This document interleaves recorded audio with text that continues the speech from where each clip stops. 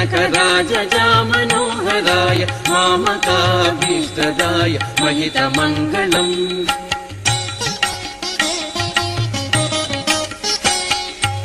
कोसलेशाय मन्दहासदासपोषणाय वासवादिविनुत सद्वरदमङ्गलम्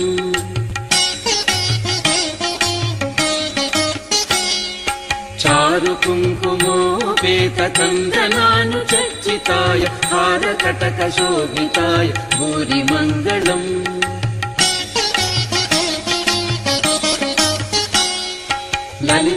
ललितरत्नकुण्डलाय तुलसीवनमालिकाय जलजसदृशदेहाय चारुमङ्गलम्